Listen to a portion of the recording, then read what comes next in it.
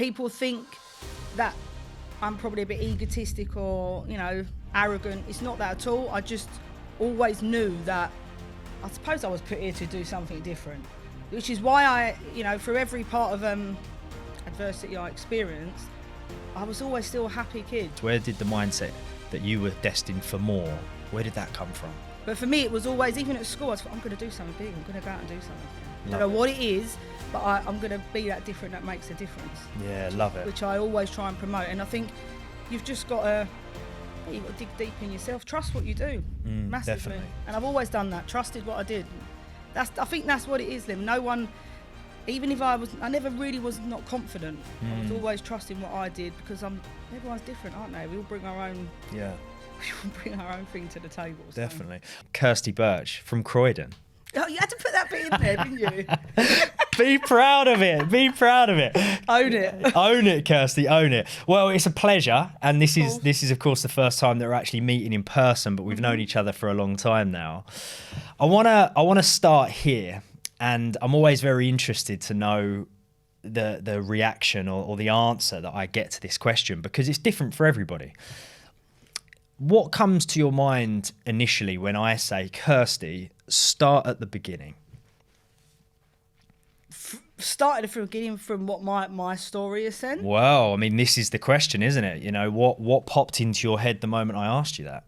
No, mine's definitely more, I'd say, the beginning, obviously, I will touch on about my story, but actually, my sense is actually where I'm going now. My beginning is a whole different transition from where I was at. So, like it. I've been in the financial industry for a long time. Went into it from a young age because I had my first child when I was 17, so I had to really grow up overnight. Do you know what I mean? So, yeah, went into that industry, worked hard, not something I enjoyed at all, really, to be fair. It was more of it gave me a good income. Went into business, had a successful business out of it, had another business successful, and then I found you lot. That's one thing that I should point out, actually, of course, before we start. Kirsty is one of our students. So Kirsty is a coaching master, but is not only a coaching master, you're one of those coaching masters that we've watched grow and watched flourish and that we're very, very, very proud of. Hence, why we're in this room together. So and we'll get to that. We'll touch on that. But for everybody listening, really tune into Kirsty's story here because she's a great example of somebody who's joined the Coaching Masters, absorbed all of the content, and is now going places. And of course that's why we're in this room. So the beginning of your story, I'd love to go there. So if I go back now, so I come from a background that's quite a challenging background to a degree, and there's going to be a lot more people out there worse off than me, which is why I don't have any hang-ups. It is what it is, you move on from that. But yeah my background is more, grew up in a council estate. My dad was a drug addict, lots of crime, lots of drugs around, not great environment for young kids, but they did the best they could. I don't have any hang-ups towards my parents. I actually had a good relationship. Sad as it is, I don't actually really speak to them now because it's just the way it is. But I think I don't have any hang-ups towards them. I think that's just what everyone has, different things in their own lives, don't they? You can't control them and tell them what to do. But yeah, so mine was a bit more of a challenging background. But do you know what, Liam? From when I was young, I knew I was going to do something different. Interesting. I wasn't going to be like that. Interesting. Yeah, and I'm glad that you've started there, because... Get it out there. Yeah, of course. Let's get it out there.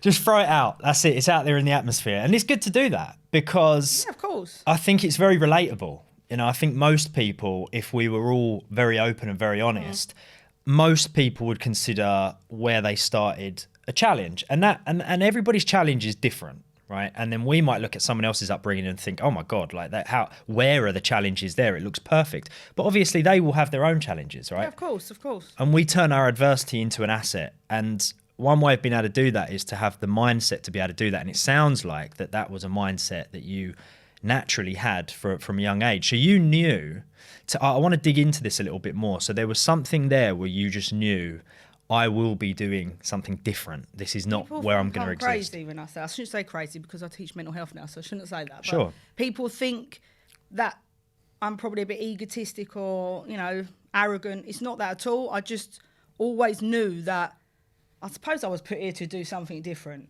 which is why for every part of adversity I experienced, I was always still a happy kid. Do you know what I mean? I always was wanting to. No one would ever have known outside, and I was very close. I hid it well. So for my siblings stuff, that's their own story to tell. The same with my parents, you know. So, but for me, it was when I was younger, no one really knew what was going on. No one knew the stuff that was going on behind closed doors. No one knew I had police kicking my door off at 3 o'clock in the morning. No one knew that. Yeah. Unless I allowed you to know that. That was the difference. Even now, until I really come on with you guys and really kind of, I suppose, allowed myself just to move on from that. Everywhere I worked, my friends, no one knew. Yeah, interesting. Unless you lived closely to me and you could obviously see police at my house, but that was the difference. But no one knew. I didn't tell anybody. And this is from a young age, friends in school didn't know, teachers wouldn't have known. As you got older, colleagues at work. No one knew. Like from school. And I'd say from up to about 10, and it's really strange because I've been doing a lot of research into this recently, and I don't remember too much. I think I've kind of blocked it out. But as I'm more exploring myself, things come back to you, don't they? And they've always been there. I think you just it's a bit of a coping mechanism, I suppose. I think it is. Yeah, of course. We, as we talk about in NLP, we delete, we distort, we generalize these memories and the way that we experience what's going on around us, and I think that is a bit of a coping mechanism. But what I'm really interested in, and I never want you to downplay this, because I'm a big advocate for this, and like you mentioned, there will be some people that will think, whether or not it's egotistical or anything, people will look in and go, for you to just naturally have that mindset of, I am here for something more, I'm not just here for this. I love that, and I want to celebrate that, and I want to unpack that. Where do you think that mindset came from, even from such a young age when you were in difficult situations? Where did the mindset that you were destined for more, where did that come from? I'd like to say I was born with it. I don't know what it was. Something. I had grandparents around me that were great. Like I said, my mum was, we got on really well. Unfortunately, we were just in that lifestyle. But I think observing other people's mess ups just made me think but I never had any, like I said to you, I never had any grievances towards anyone. Even with my parents now, my dad now, I wouldn't disregard him. I just don't have that association anymore because it don't warrant that. So, but for me, it was always, even at school, I thought, I'm going to do something big. I'm going to go out and do something here. Don't know what it is, but I'm going to be that different. That makes a difference. Yeah, love it. Which I always try and promote. And I think you've just got to.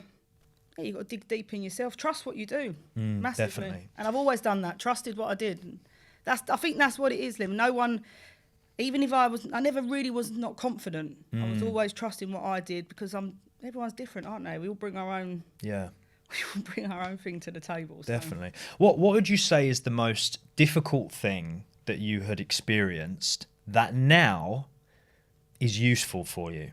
That you actually utilize and you use it as part of your coaching and as part of your offering, as part of your journey. Something that was really difficult to experience, but it's actually very useful for you now. Definitely financial side. I can now, this is why me coming away from the financial industry is not a bad thing. I get to use that in a well-being side, so I help people with that. But I think just my own challenges, I teach people now that no matter what shit you get thrown at you, if you want to achieve something, you can achieve anything you want. You've just got to change your perspective of it. Totally. And are there any particular specific experiences that really stand out for you in that instance? Mine was always more probably around the prison side.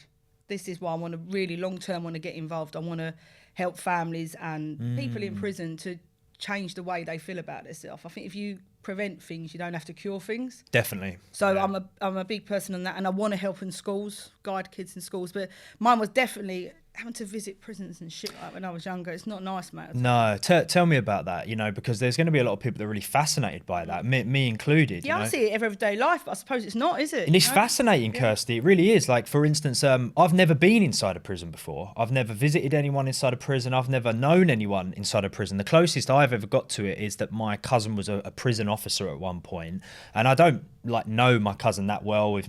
We sort of used to hang out when we were kids and stuff, but I've not spoke to him for a really long time. So that's one of those parts of life that I feel very disconnected from, but it's it is a significant raw, part mate. of a lot of people's life. And I'll be honest with you, when I look around, I was saying this to my husband the other day, this is normal life for me in that sense. Like, Yeah, when tell I me hear about that. things like this, like people going, it's just normal. Like, I know, as bad as it sounds, probably more drug dealers that made more money than business owners. Sure. You know what I mean? And it's not a good thing, but that's how I was brought up. It was just normal. But you're going into prison, it's not nice getting searched when you're a kid. Like, you've got to go through the same rigmarole as what an adult has to do.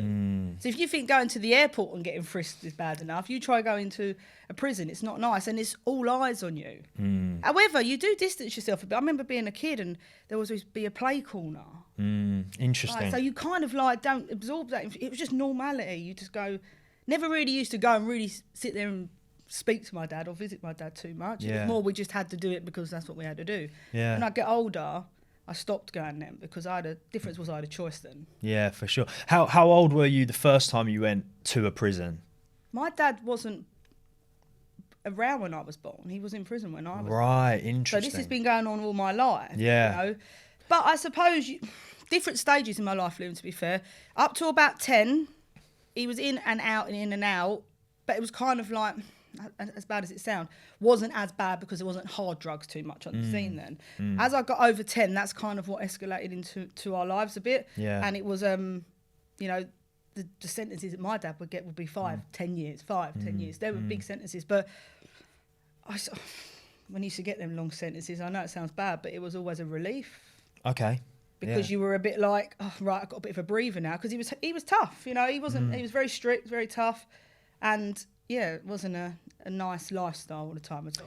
So this is a really important part of this podcast as well. And always, just to let you know, we are here to talk about anything you do and don't want to talk about, right? But it's just so fascinating because from the perspective of you as a coach, one thing, and you know this, Kirsty, being a big part of the Coaching Masters, one thing that we are huge advocates for is that there is no such thing as that Mr. and Mrs. Perfect. Oh, no. You know, like that over-Americanized version of life coaching that's been around since the 80s, like being coached by someone who's got the perfect life. It doesn't exist. But in reality, the best people to be coached by are those people that have come from adversity. They've learnt the tools, the techniques, and the methods to be able to transform their own life. And they're able to guide people with those tools and techniques. So I think it's a really important part digging into this and talking about your past and talking about your experiences, the good, the bad, and it makes you who you are, you know. And it really... of course. And I think I've probably realised that more now as the last few years. I think I've more embraced it in a sense. Yeah. I don't look at nothing, Lim. I'm one of these people that I take everything as a massive learning experience. Yeah, I can't sit there and blame someone else. Like my dad had his own hang-ups, and he didn't have a great childhood. I'm not saying making excuses for him. It's not that at all. But that's his life, and I can't sit there and tell him how to live it or what he can do. But as I've grown up, it's like I don't want to live like that myself. Yeah. I don't want my kids to see that, which is why I can't have my kids associated around that. Yeah. And unfortunately, as it is, you know, as he's got older, he's not well now and things like that. And it has a knock-on effect, doesn't it? So tell me a little bit about the experience of going to prisons and visiting prisons and doing that on a regular basis. You know, in terms of, you mentioned that was like a normal part of your life, really. Every week. So it was a weekly thing. Weekly thing until we got, obviously, the difference when you go to prisons is if you're on remand, if you get, obviously, you get sentenced, you get different visiting rights and stuff like that. If my dad misbehaved in prison, then you wouldn't be able to see him for a certain, or it'd be, I'll tell you what, a lot of the time, we used to have a lot of closed visits that was behind a screen, probably because he was up to no good or whatever he was doing inside. So you'd get you'd be limited for what you could have. Yeah. But yeah, it was kind of, it was normal, mate. Every single week we'd have to go, and we travel far, some of these. Yeah, I suppose, because prisoners get moved, they get moved around. We'd go to the Isle of Wight. We'd go it was a long day, you know, for a young kid. But like I said to you, it was kind of like the norm. It's only when I got a bit older and I didn't want to. But again, I've always felt a little bit, and this is probably where I did fall down a bit. Always felt a guilt thing there.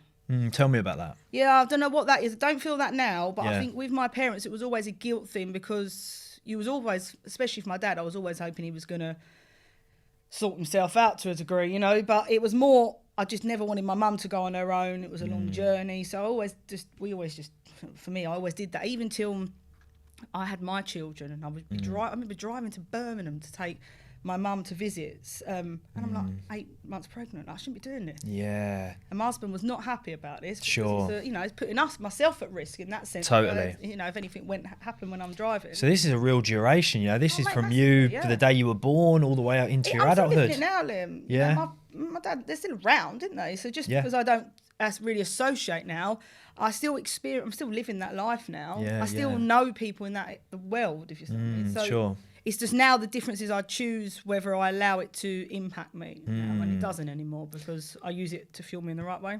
Choice, that's a really important thing. What did you learn about the power of choice going through all of those experiences growing up, visiting your dad in prison? I think as soon as I was old enough to decide whether, look, I don't enjoy doing this anyway.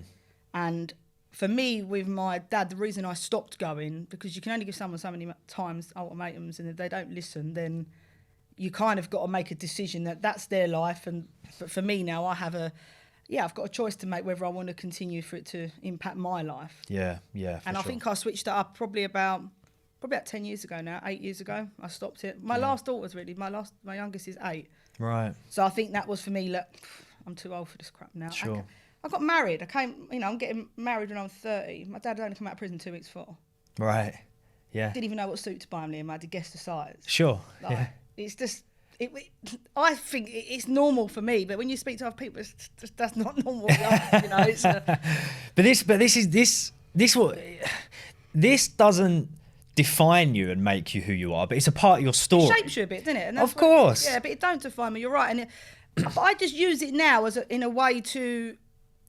I like to aspire to inspire people. Yes. For me, it's about, you can talk about things. It's not I don't get upset really. Yeah. I don't really show a lot of emotion. That's probably where it has probably damaged me in a bit. Yeah, tell me about that. Yeah, I just don't show it, mate. I'm just not an emotional really person. And some things, with my husband, I probably am a bit more loving in that sense. But even with my kids, if they're younger, I think it's just easier for me to bond with as they get to a certain stage. And I've realised this recently. I think the older they get, probably more I can relate to them being at that age, because that's when I think I started to have them bit of challenges more. Yeah, okay, interesting. And when did you get married? 2015. 2015, right. I was 30. So. You were 30, yeah. Well, I'm trying to figure out your age. I'm not that good at math, to be honest. I can't even remember how long ago 2015 was. Was that 8 years ago, I guess? Something like that. Yeah, 8 years this year. You're 38? Yeah. Right, okay, interesting. So at that point, like 30 years old, got married, and that's when your daughter was born as well. How many kids you got? I've got 3. So I'm a nan now. No, you are. So my eldest not. is 22 this year, and I've got a granddaughter now. Yeah. Wow! Congratulations. Just into that one. Congratulations, Kirsty. But I've had my kids. I had big gaps in between them, so I've got 3, and I had 7 years in between them. Wow! Amazing. You know what? Immediately, the first thing that popped into my head as soon as you said that was, what a wonderful experience knowing that you are going to be present in that child's life for such a long time.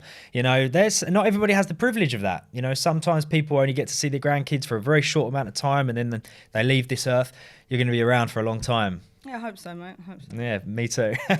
So what part of your story, because there's so many elements to your story, and I want to unpack this, and I want to kind of try to do it in a bit of a chronological order, because I think it ends up explaining why you're a coach and why you do what you do. But what part of your story do you think is really important for the listeners to know about, that will explain a lot towards why you do what you do? Probably at the stage where I had to grow up overnight. Tell us about that. So I've been with my husband now since we were kids, so we've always been together. So 23, 24 years we've been together, and we had a child young. I was 17 when I had to really grow up. And bearing in mind, at that stage, I wanted to go uni. I wanted to do everything, because obviously I just wanted to get away and do these things, That's what I wanted to do. Naturally. Found out I was having a baby. It was like, shit, I've got to grow up now. Yeah. Never as much. Listen, I've brought up on benefits and stuff like that. I was brought up on, like I said, a council estate, so I'm used to this. But I was never going to claim a benefit, mate, ever. Yeah. So I got out there. I worked how many jobs? Worked hard. Started thinking, right, I need to start doing something different. Hence why I got into becoming in the accounting industry. But it was purely more, look, I want my kids to have the best I can, and I don't want to feel like I'm having to sacrifice anything. So at 19, I bought my first house. Wow. Yeah, probably don't give myself credit enough. When I look back at it, I think Wow. 19, 18, I thought, I'm not paying rent. Wow. So 17, got pregnant, 19, you bought your first house. Pure determination, Yeah, and I'd enrolled graft. at like my open university stuff then. I bought a house, me and my husband, we got on the ladder. 3-bedroom house we bought then. It was when you think back now, it was Kirsty, honesty. This is the kind of thing. What I recognise a lot of is I recognise that people very much brush over their own story, and there are certain elements where they're like, when they really stop and think about it, they're like, fuck, actually that was quite a feat. That took a lot of drive and determination. That was actually quite impressive.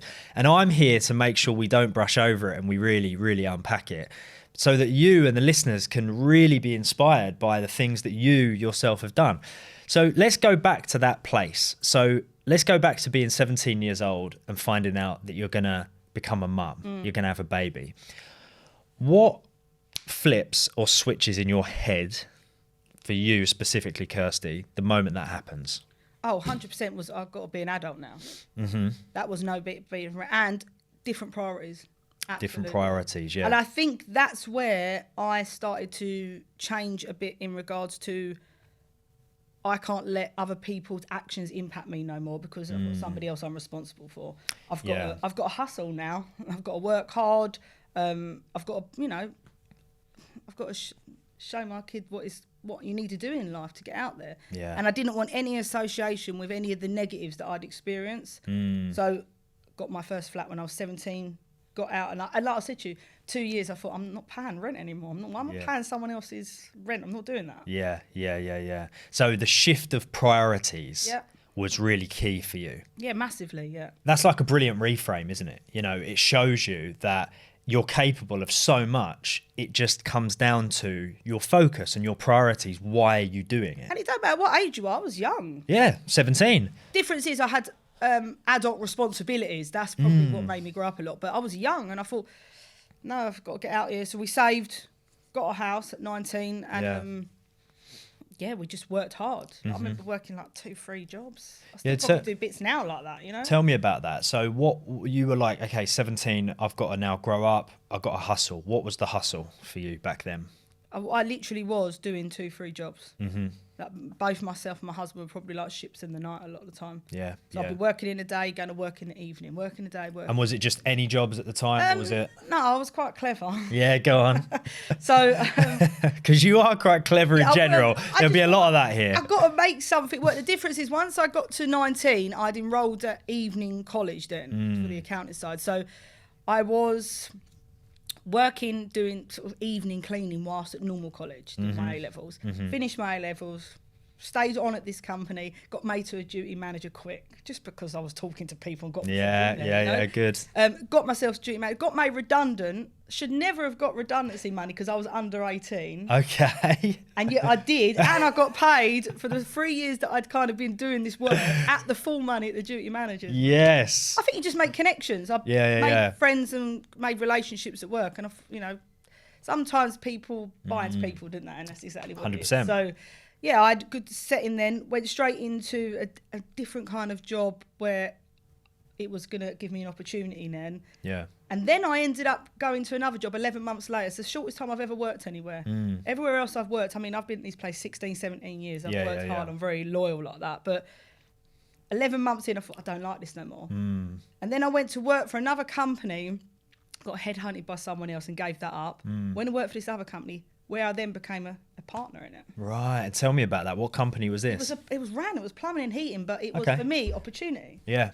Yeah. And I think the financial side, I was there probably till I was about 24. And then there was an opportunity for me to come in as a partner now. Interesting. So this is in terms of a timeline, this is going to be really interesting because how old were you when that happened?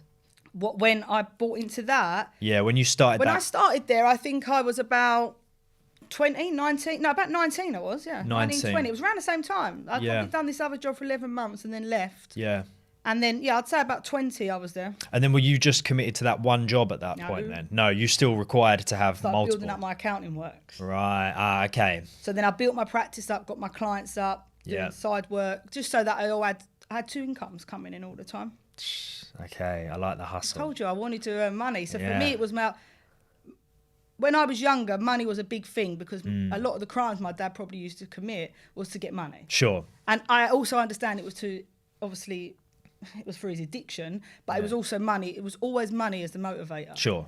So that we didn't probably have a lot of it then. So for me, it was like, well, I want to give my kids the best opportunity, and the best opportunity is going to be able to do that so they can do other activities. They can do all these other things that I didn't get to do, and money is the biggest driver. They say voids create values. The thing you don't have is the thing you then want and you crave, and that I can imagine was on steroids for you, because not only was this void of, well, there isn't any money, but there was this viewpoint where you watched your dad desperately trying to get it to a point where he put himself in a really devastating situation of being in prison. High risk a lot of the time. High risk for sure. For all of us. Yeah, exactly. I remember being at home at Christmas once, and again, wrong crowds. You know, this is what I said to you. So, I was only probably about 14, I'd say.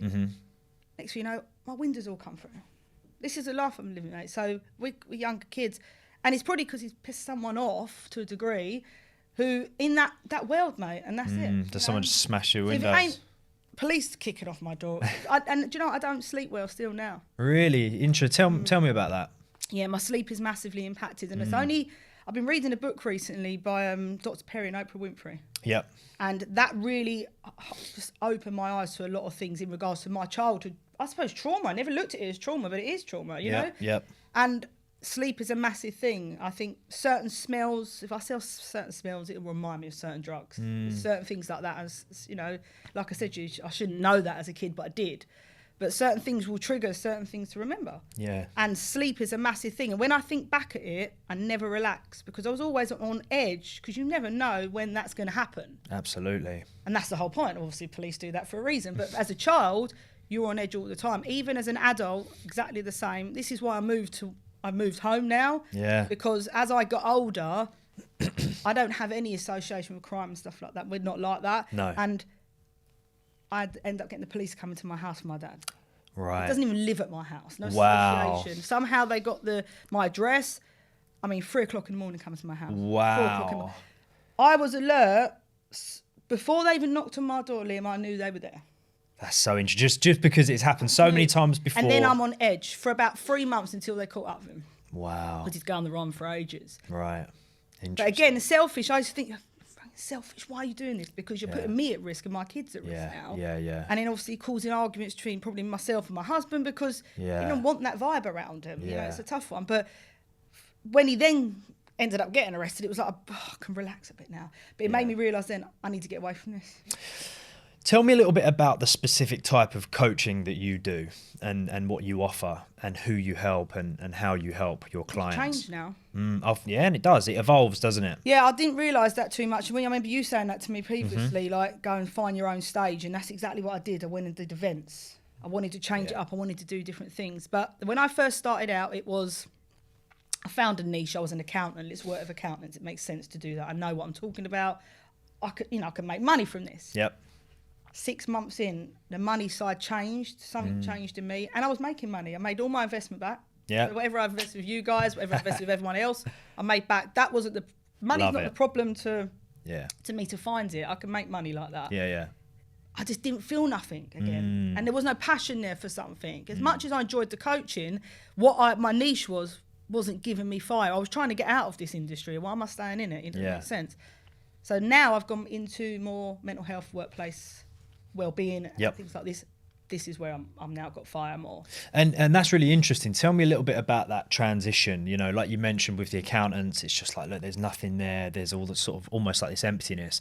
And there would have been a reason as to why you made the transition over to mental health. Totally. Yeah. So my life experiences really gave me a different look at how I can help people. And when I hear, and I've done recent courses now where I'm now teaching mental health first aid. I do all these things because I want to create so much awareness around things that you don't have to suffer alone with a lot of things. There's a lot of people out there can help. Yeah. Myself, I've been there and done that experience. I suffer anxiety a lot. I can control it a lot when I'm talking, so I do motivational speaking. But yeah, I seem to come out in rashes. That's just an inner chemical reaction I must have. But anxiety massive for me, and I never tell anyone about it. I just get on with it. But yet that causes the other problems. Yeah. So that can lead to, like, you know, overwhelm, burnout, can lead to depression. It can lead to other things. Yeah. And I thought, do you know what? I want to be able to give people the confidence to get out there and do things. Performance-wise, you can perform and do anything you want, but you just got to work on yourself. Absolutely. So that's really, there must be such a heightened level of self-awareness that you must need to go on a journey like that, to be able to look at yourself and say, this is my journey, this is what I've experienced, this is the outcome, and really unpack it to be able to then go on and help other people with the same thing. What have you learned about yourself on this journey of self-awareness? Loads. I learned that I'm capable of, I can do anything I want to do. Nice. Second of all, I've learned that I can trust myself a lot more. Love it. And yeah, I think more about how things have impacted me, which I've never addressed. Yeah. It allowed me to really focus on those things. And like you just said, self-awareness, I now really think about what I do before I act. And that's a massive thing for me, because I am fully aware that my thoughts control how I feel and how I behave, you know. So I'm massive on that, and that's why when I coach people now, that's exactly what I teach them. Was there anything that you found that you didn't expect, good or bad, when you were going on this journey of self-awareness? Was there anything about yourself that surprised you? No, I just knew I had to do it. Something was pulling me there. I don't know what it was, but I'd already seen TCM around. I'd already seen people involved. I'll tell you what it is, I had a life coach myself. Sure. Probably about 2 years before, because I left my business. I walked away from this is what I mean. I don't know what happened. Maybe I had a bit of midlife crisis. I got to 2019. So 2017, I started going to see a life coach, just because I wasn't happy in my work. Business going well. I was earning good money. Yeah. Got a lovely home. I couldn't complain about nothing. At this point, was it still those dual incomes? Was it the accountancy and it was both, it was the partnership? And then I went off and I started teaching fitness classes. Oh, so there was like a third. Oh, I had a third income. Yeah, I did that not for financial gain. I did that because I enjoyed it. I liked motivating others. And that's why I knew I was getting pulled into this arena. Yeah. And 2007, I went and got a life coach myself. And I come out of there thinking, I could do this myself. Like something in me just thought I could do this in a different way and make a massive impact here. Why am I not doing this? Carried on for 2 years. And then I got to the point with the plumbing company that I just walked in on my birthday. So I don't want to do this no more. Wow. Didn't even tell my husband. It was just an instinct. Giving my shares back for nothing. I took nothing from it. Interesting. Good turnover as well, and I walked away. Wasn't about the money, Lim. There needed to be a cut. Yeah, I wasn't happy. Yeah. Yeah. Well.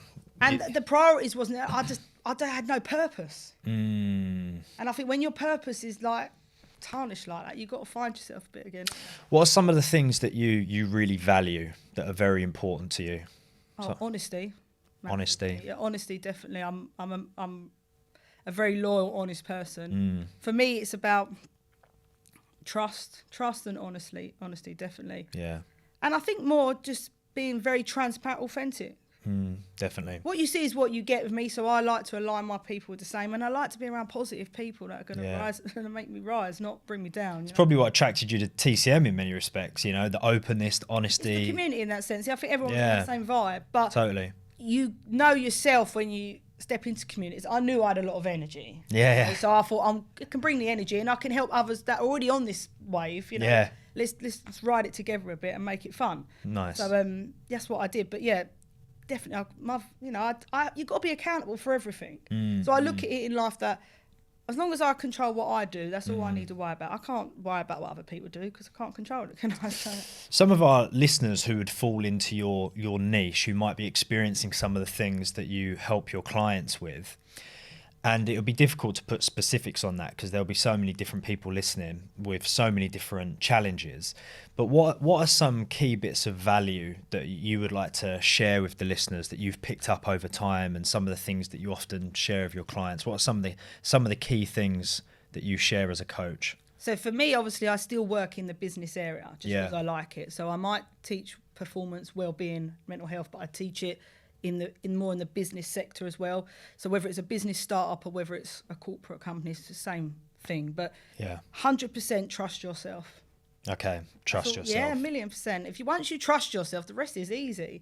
So that's what I say to my clients: trust yourself, focus, work on your mindset. You've got to be in that positive frame of mind, because if you're not, anything you do, you're just going to constantly compare and judge yourself against someone. It makes no sense to do that. Is there a particular process of allowing yourself to trust yourself that you found? I just don't doubt. If I start doubting, I'll just switch up my mind, because I'm fully aware I've got a certain amount of seconds to change my thoughts. So I make sure that if I've got something else where I'm doubting, no, I'll replace it straight away. Like you said, reframe it. Reframe it, exactly. What were some of the other challenges that you've experienced along your journey?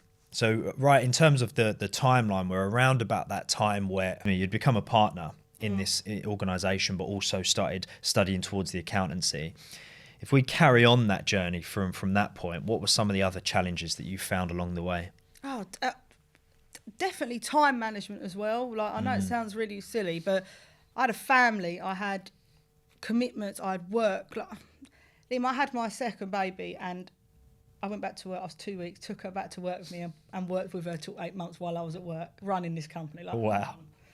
Like, it's not normal, mate, you know, but I was so like driven by work. And I'll be honest with you, I would have got bored shitless. So it was I've got to go back to work now. I've got to do something. Yeah. 2 weeks in, I was fine. I went back. I had my first daughter already at school. Took the second one in till she was 6 months. Sorry, and then and then I was still going to evening college. It was a lot involved. Wow. Relationship wise as well, probably had a massive impact because I work a lot and I get that, and so I've had to really change my. Just my own. I had to set a lot of boundaries. See, that's as you mentioned, a challenge, but at the same time, it's very impressive. There are a lot of people that struggle. Oh, mate, burnout was probably a lot though, and I think back now, I think I probably didn't even think I was burning out. That, of course, is something you got to be Resilience. super That's what I kept cautious telling of. myself. I'm resilient. That's it. So I kept pushing through it. Now I'm aware that you build resilience, so all these things were just on my way to that. You're totally right as well, because that burnout, of course, is a real thing. And I think, impressive in the sense that to even be able to find the time to be able to do those things is quite an amazing thing in many respects. Like, some people say, I struggle to exercise for 20 minutes a day. I just can't fit it into my routine. But you seem to have just been able to fit everything into that routine. I think it's this challenge. I thrive on challenges. And do you know what it is as well? I'm constantly pushing against myself. I don't compare myself to anybody else. Okay, let's dig into that, because I think that's a really important thing for our listeners to understand. That's why no one's going to competition to me. And that's not, like I said to you, some people think I might be... I'm confident in what I do, very competently confident. I know I'm good at what I do because I work hard at it, and there is no other competition to me. So I collab with people in that. Why would I not? There's plenty of work out there for many people. I don't have to. They're not a threat to me in that sense. But yeah, it's definitely I'm confident in what I do, so why would I not? See, I couldn't agree more with that. And I know that there are people that just totally don't understand that. They don't want any competition. They're scared of it. They cut it off or whatever. I'm all about building bridges instead of building walls, collaboration over competition. There is more opportunity out there than any of us could ever absorb in the space of a lifetime. So why would we not help each other get it? But you can only really do that when you are utterly confident in what it is you do. Yeah, it takes a bit of balls, I get that. It takes some balls because, you need to be completely confident in what you do and understand that there is no competition because I'm one of one. I have that mindset as well. And because of that, I can't understand the alternative. I don't get the other mindset, the restrictive, limiting, scarce mindset in that sense. Why do we have that? Where does that come from? I think it's either one or the other. I could either give things a go and learn from them, or I regret. I don't want to regret nothing. I've got something in my toilet that says on there, you only regret the things you never do. What am I going to say? Best place to have it as well, every time you're in the toilet. Especially to get 38, you do, yeah.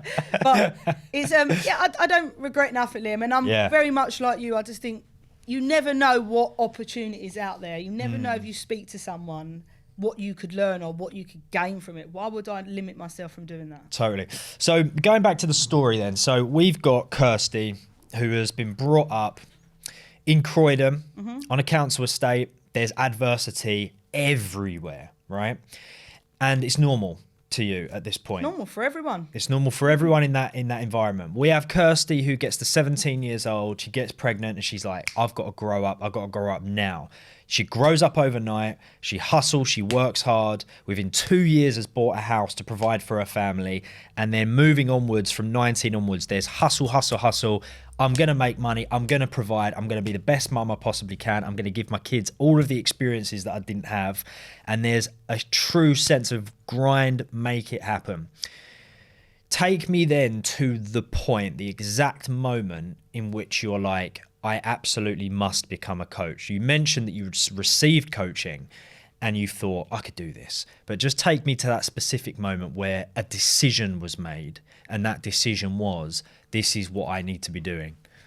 I think it was a lot. I'd lost a lot. I hadn't lost a lot. I gave up a lot. And it was like, I need to find a different purpose now. And everything, law of attraction, everything kept pulling me to coaching. Everything kept pulling me to get out there and help other people.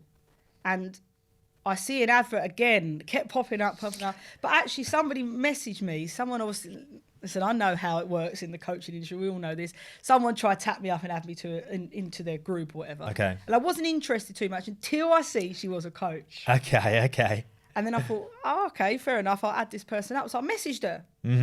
And I said, look, I'm not interested in buying nothing because I'm quite on it like that. You know? Yeah. But how did you get into it? And do you know what? She was top girl. She told me what she'd done and how she went into it. Yep. So I just then went out of my way to find more information out. Done my due diligence as you do, checked everyone out. And I thought, these guys are on it. And do you know what? I could align with both where you was. Yeah. Both come from different backgrounds. I appreciate, obviously, Lewis is probably more on my level in that sense, but I see what you were doing, and you were doing your postman job. You were living that same life in that sense where we're all out in. Funny was a driver, you know. So for sure. Yeah, I got pulled into it. Okay, nice. So that was after you started receiving coaching yourself. Yeah, that was 2, 3, 4 years after. Right. So 3 years after. Something was still there, obviously. Yeah, for sure. When you received coaching yourself, was it like a one-time thing, or did you receive coaching over? About 4 times. And about 4 times. And what was that experience like? It was very NLP. Yeah. Okay. Yeah. So I got that. It didn't really. It was great for me because it allowed me to actually just talk and someone listen. Which makes a significant difference in it. But it was more as well about. I think because I was just able to talk, I was able to deal with my own thoughts. And that's really what probably woke me up. And it was about my work side. And I thought, what am I going to do? I'm not happy here. Yeah. 2 years after still to do it. But I had already put the things in place where I wanted to kind of move on from that. But yeah, I think becoming a coach was 3-4 years later, but I always wanted to do it. So that's interesting. So by the sounds of it, it was an okay experience in terms of it wasn't one where... The coach wasn't probably as great. Sure. I would say... The concept of it was great. Yeah. But the actual coach herself, I think probably a bit older for me. It probably wasn't aligned with me as right. Because that's crucial, isn't it? So. That's absolutely crucial. And the thing is, it can either be an inexperienced coach or it can be a coach that's like stuck in their ways and hasn't evolved. There's all sorts of different scenarios. So it sounds like on the basis of that, it was one that was eye-opening to an extent, not as impactful as what you had hoped. Intriguing. And it didn't create this journey where you continue to receive coaching for a long period of time, but it did plant a seed. But the primary seed that it planted was the idea of you doing it, but you doing it better. Yeah, I know it sounds bad. No, I think that's great. That's exactly what it was. And that's I was evolution. telling my husband this, and he's saying, you're such a big head. I was like, it's not, but I just knew that, like you said, I could deliver a different message here. That's evolution. And if you've got that ability, it'd be a shame to sit here and be an accountant. Yeah. That's exactly what it was. Yeah. Exactly. You know, that was like Richard Branson when he went on a flight with BA and he was like, this is shit. I can do this way better. You know yourself, you're an entrepreneur, so you get that vibe. You're not silly. Totally. And then he creates Virgin Airlines, and makes all the improvements. So I like it. I like the thought process. But so that was like 3 or 4 years before. And so you carried on grinding until the point where you left that partnership. Yeah, I carried on, and then I wasn't happy, Liam. I was still making money. But you just weren't happy. No, and then I realised that money wasn't my biggest driver, and it took me, till I was 32 to realise that. Interesting, because before that, voids create values. There's this big void of money. That must be the biggest driver. You end up making money, and you get yourself to a point where you're like, if I want to make money, I can. I know how. but then you realize it's not your biggest driver. So what happens then? Then I went out into becoming a coach. And I work hard anyway. This is a different level of work now. It's something, like I said, my purpose has changed, and I have such a passion for it that I will work every minute of every day. I'm on it so much. Yeah. Like even my husband said the other week, 12:30 at night, I'm still sitting there doing stuff. Not because I'm having to do it, because I'm enjoying what I'm learning and what I'm doing. Yeah. And he said, do you know, you can tell the difference now. And I still have boundaries there. Like I'll shut off at a certain time because I'm making sure I've got time for my kids now. But there is a total different driver there, and it's a passion now. That's the difference. Yeah, that is so important. And as a result, more money happens off the back of that. You know, It didn't take me long. No, I bet it didn't. I bet it didn't. I can imagine it did not take you very long, Kirsty. You know, you take someone like you and you combine who you are with the opportunity of being a coach and wanting to help people and build your own online coaching business. And then you study at somewhere like the Coaching Masters. It's like this triad of the perfect makeup of something that's going to be successful. So let's get to that point then where you make that decision. I'm going to do this. I want to be a coach. And then like law of attraction, it's put in front of you. You join the Coaching Masters. Let's go to that point. So I remember coming into TCM thinking, Yeah. that ain't ready for me. I can tell you, like, there's a few that were. And I thought, I don't know how this. I remember doing my.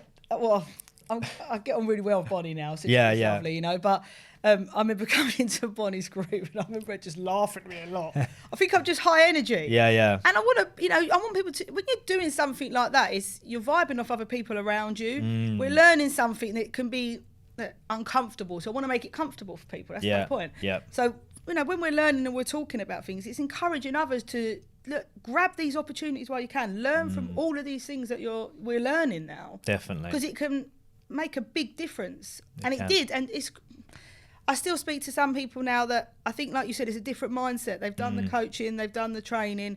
Have they created a business? It's a different mindset there. Different mindset. Absolutely. But there's opportunities there. Everywhere.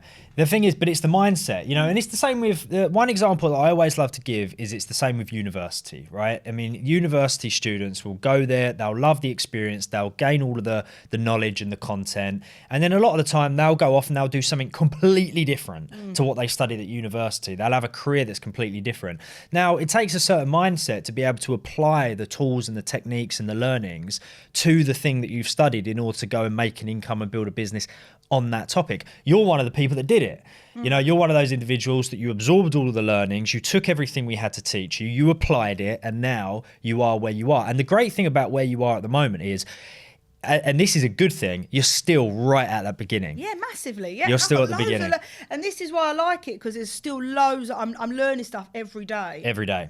But the thing is, I'm enjoying learning it now. Yeah. And your business will just grow and grow and grow and grow because of that. I don't feel guilty about asking questions. Never. Because the more questions I ask, the more I gain, but also the more opportunities I'm talking to people. So Definitely. all of these, some of the opportunities I'm getting now is, and I'm getting some good opportunities now, but it's purely just because I had a bit of balls to just message people or speak to someone. 100%.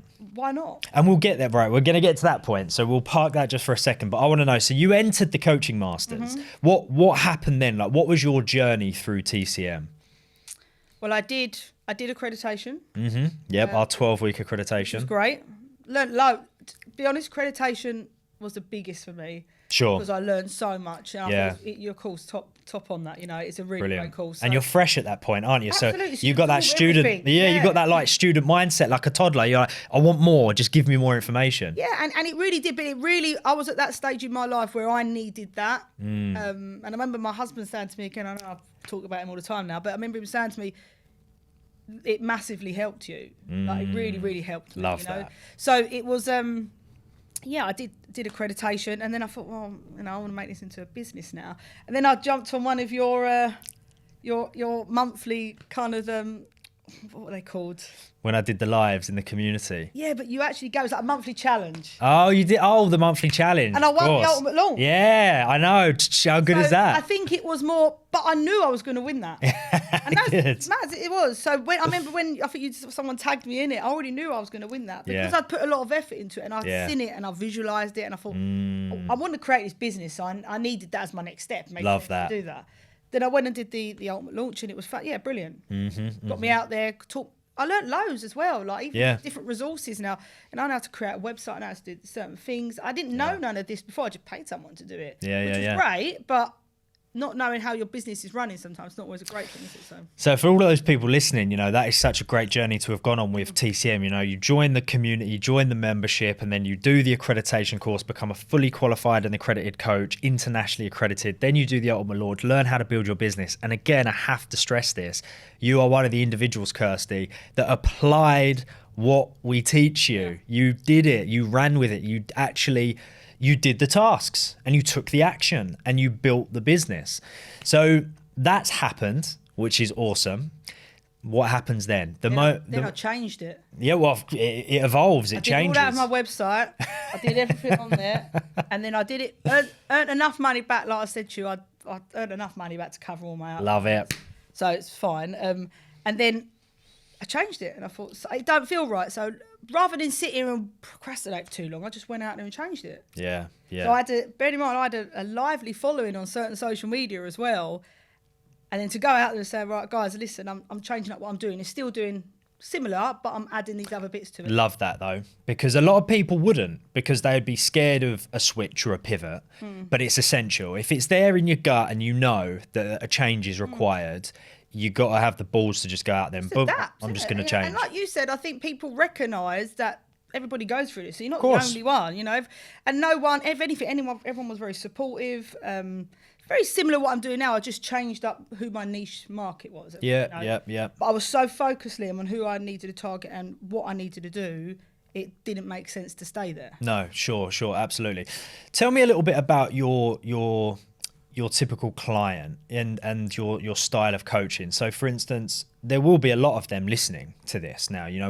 We have tens of thousands of listeners, and it's split really between those people that want to become coaches and those people that are interested in receiving coaching as well. So, for those people that are listening to this that would be your ideal client, what are some of the things that you would like to tell them? What are some of the things they need to know about what it is you do and how you help? You've got to be ready to be accountable. I'm very picky who I work with now as well. Good. And which is a good thing, because I just know myself. I want people to get results. If I know they're not going to get results, then they're not ready to work with me yet. No. So it's you have to be kind to your clients to say that maybe I'm not the right coach for you, and have confidence in yourself as well to do that. Yeah. But yeah, it's 100%. I'm not an easy coach. I will make you do the work, but I do get results, and I'm very knowledgeable in what I do. Yeah. So it makes sense if you're ready to, especially in the business arena. I have clients where I just work with my mindset, but it's definitely more for me business orientated. If you want to go and create a business, or you're already in a business, or you're an employee and you want to escalate what you do, you just need to have a bit of confidence. They're my ideal client. What were some of the most significant lessons that you had learned from the coaching masters that really stand out to you now that you think back on your journey of studying with us? All of it, mate. Yeah, I love that. No, all of it. Seriously, every single part of what I've learned I needed to be on to create my business now. If I hadn't have started with TCM, I wouldn't be where I am. Wow. Yeah, and it's credit to you guys. I wouldn't be here doing this otherwise. Of course. It's more about just giving back and being grateful for opportunities you've been given. And for me, that was a massive opportunity for me. Yeah. And I'm really grateful for that. So. When was it that you joined the Coaching Masters? 2021, in August 2021. August 2021. Okay. So I think I'd launched it by April the following year. Yeah. Yeah, I just straight in there. I just thought, I needed it. For me, it was tax year. It made sense. I want to get it out there, get going. Yeah. And then by, I'd say, August the following year, so a year later, I changed what I'd done. So within 6 months, I'd earned money, covered that, and then I thought, I want to change up what I did. What are some of the things you're really grateful for in terms of that journey? When you look back on that journey of first joining the Coaching Masters all the way up until now, what sort of things really stand out to you that you think, oh God, I'm so grateful that happened? From you guys, massive support. Yeah, massive support. The community is really good. And from all the people that taught me along the way, even you and Lewis, same. Everyone answered this. Just, it's all about, like you said, surrounding yourself with people that are going to help you grow. Yeah. And that's what TCM did do for me. And I met some great people as well, like great coaches. I'm even coaching people now that did coaching with me on the course. Ah, interesting. So I think people see a different, you bring a different energy. Yeah. And they kind of stayed still, and I think they think, well, hold on a minute, Kirsty's developing and she's doing this. Yeah. I'm now coaching them. Yeah. Right. Well, it's like you're that much further ahead now, you know, and you're in a position which they want to get to. So it makes perfect sense for them to be able to get coached by you, get the answers, get the clarity that's needed, which you clearly had, and they maybe were struggling with. Tell me a little bit about your current coaching business then. Sort of, if you were to describe it to me, and imagine that I'm someone who just is completely brand new and don't know anything about it. If you were to describe your coaching business to me, how would you go about doing that?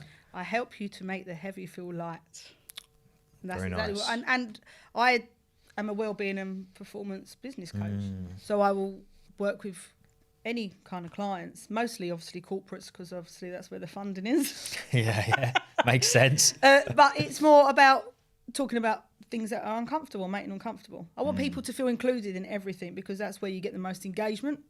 So if you want to perform well at work, you've got to feel at your best, perform at your best. Totally. That's exactly what I do. Yeah, I think that's some really significant things there. Included instead of excluded. It's massive, especially in the world. We've got lots of people with neurodiversity. We've got people with mental health conditions or just poor mental health at the moment. Yet you can still perform at your best by changing the way you think. Yeah. And that's why mindset always comes into it for me. And I think, well, if you just change that part first, the rest is a lot easier. Definitely. Yeah, there was a couple of things that really stood out there in terms of inclusion rather than exclusion, light instead of heavy, comfortable instead of uncomfortable. You know, these are the sort of things that people go day by day by day experiencing and don't do anything about it. And it creates this heaviness, this discomfort, this exclusion.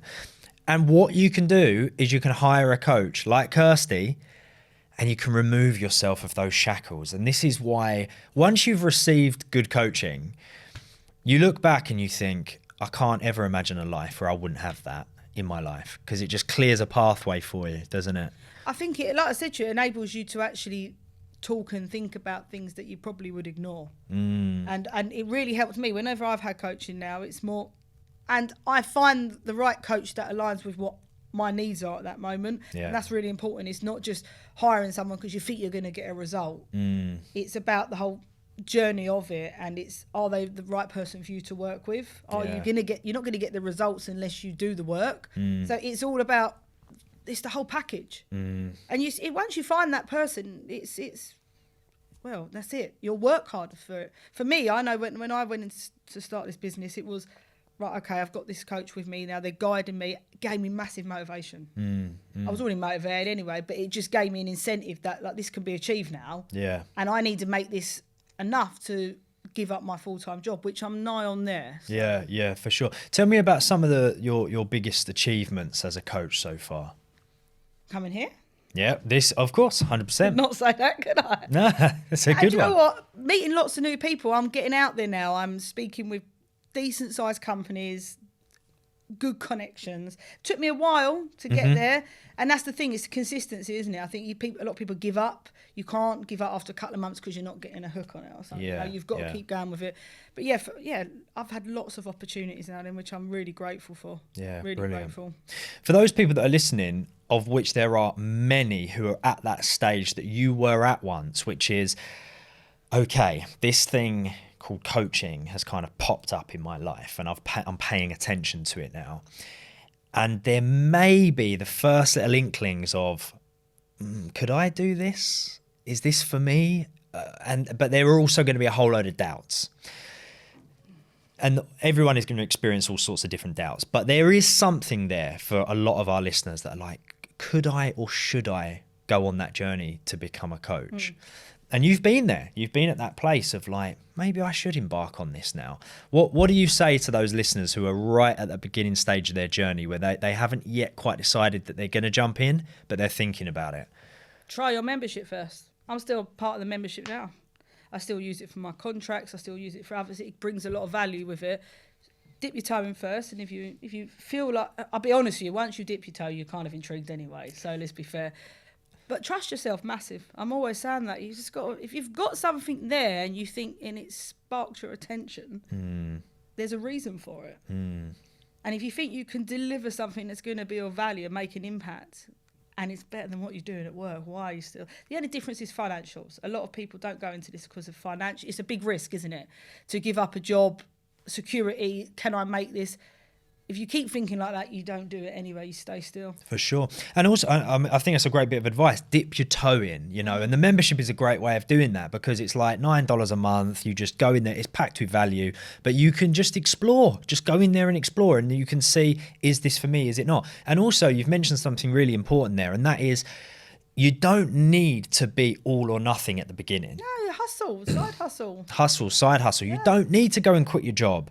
You don't need to go and put yourself in a position where you're not making any income because you're just dedicating yourself to this whilst you're at the study stage. Go and study first. Go and build that business. Go and get your first batch of clients. People can even get themselves to a point where they have started, they've become a coach, they've got qualified, they've built their business, they've first started to get their first few clients. They've still got their full-time job at this point. Yeah, 100%. And then you get to that point where you get to a stage where you're like, you know what? I'm making as much money now as I am in my full-time job. And you still don't even need to quit at that point. You can get to the stage where you're like, you know what? I'm making quite a lot more money than what I'm making in my full-time job. And now I've figured out that if I free myself of all of this time, which I give it to this full-time job, I can inevitably make even more money in my coaching business. The maths, mate. I worked out my maths 100%. Well, I would exactly. Anyway, but I remember sitting there thinking, right, to make this money, I only need to do this amount of hours. So if I've got this amount of hours free, then I can monetize that part. Then why would I not do that? For me, it's more, I've got a good income as a bread and butter at the moment, but I'm right at that stage, what you've just said, where I'm leveraging now, and it's making sense that it's going to tip over, and I can come away from that, which is great.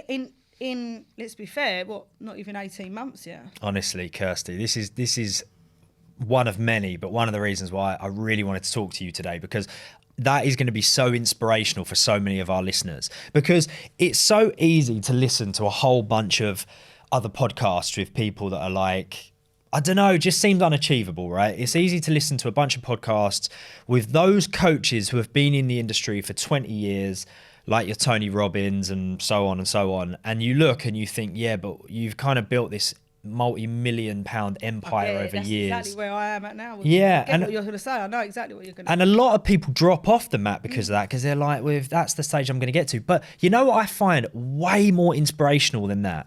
And this really comes down to the premise of we give ordinary people extraordinary tools to create freedom for themselves and others. And you touched on it earlier. You know, short years ago, I was a full-time postman. I made £267 a week. I remember exactly £267 a week. My rent was £167 a week. And I had to pay for food and bills for £100 a week. And I did that for a long time. And I really had to be very, very, very strict. And at the time, if I had been listening to this podcast and I'd listened to someone like yourself that said, look, I went on the journey, I joined the membership, I joined the community, I kind of gradually started to learn about these things. And the whole time I was able to hold on to my job. And now I'm at the point where I'm just starting to make more money than my full-time job, and it's starting to make sense to give that up. I would find that so much more inspirational than hearing someone talk about their coaching business where they make like £20 million a year, because that really is the thing that's the stage where we really want to get everybody to. We want to get everybody to a stage where they are able to coach full time, create a huge amount of freedom because they're able to be giving up their full-time job and saying, well, I'm actually making more money doing this. So relatable. That's the difference. I watch a lot of these podcasts at the moment, which is great when you see people established and they've done it, but that's a different time to what it is now. Different. Totally different. Like, there's social media now, there's so many different ways that you can monetize your business. And why not get people on now that are already living this and have faced these challenges? As they're going to tell you along the way what challenges they face, and you learn from them. Like, surely that for me is 100% more relatable. Someone has already achieved it 20 years ago. I just couldn't agree more. It's so much more relatable and it's so much more inspirational. So with that in mind, those people that are at the beginning of their journey and they're thinking about jumping in, what are some of the challenges that you know they're gonna face? But it's okay because they can overcome them. Imposter syndrome, massive. Mm-hmm. Yeah, I remember going into this. I didn't know, this is a totally new arena for me. Yeah. And not so much now, but it was at that time. I'd never done it. Mm-hmm. I know I can put my mind to anything in that sense, but it was still the unknown. Yep. Am I going to get clients from this? Am I going to be good at it? all of these things on there were massive challenges. Money side, 100% was definitely like, look, am I willing to risk this? Or it's time. Like you said, I've got a family in that as well, so my time was really restricted. So once you start finding it, though, you make time. You find the money. You do these things, and I think if you enjoy it and it's a priority, you get out there and you do it. Definitely. You're motivated in a different way, but of course you're going to come against challenges. But I think you still have to apply it. If you know how to run a business, and if you don't know how to run a business, then you jump on courses like the Launch that obviously do offer that. Yeah. But there's something for everyone. But if you know how to run a business, it's the same kind of ethics that are applied. You just do it in a different way. Your target audience is a different audience. So you've got to do a lot of research, and a lot of research comes with time. So as long as you dedicate the time. But I did it in the evenings.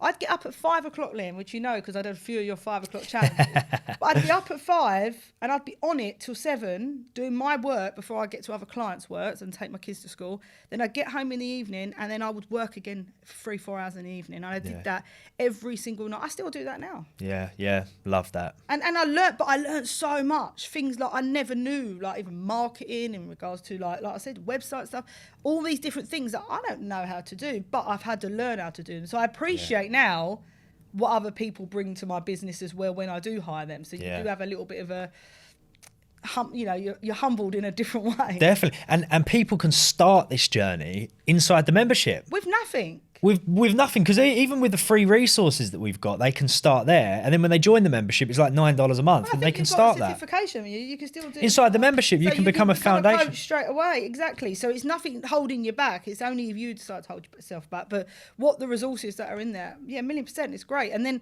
once you get onto the accreditation side, it brings a whole new you have a different understanding. And I think what a lot of people don't realise is that when you try and sell to clients, these clients are coming to you because they don't know what you're teaching. They don't know what you're going to guide them or what you're going to coach them on. They've got no idea. It's why they're coming to you. Yeah. And that took me a little while, I suppose, in regards to, I think that was more the imposter side. It was more a bit, oh God, am I going to be able to give them enough value here? But now I don't think like that. Yeah, You're coming to me otherwise. So whatever I'm going to tell him is new anyway. Sure, absolutely. And last question, I think a lot of people are going to be really inspired by this, and just it's an exciting topic. So now you are at that stage where you've built up your coaching business. You've become a coach, you've built up your coaching business all the time, holding on to that full-time job.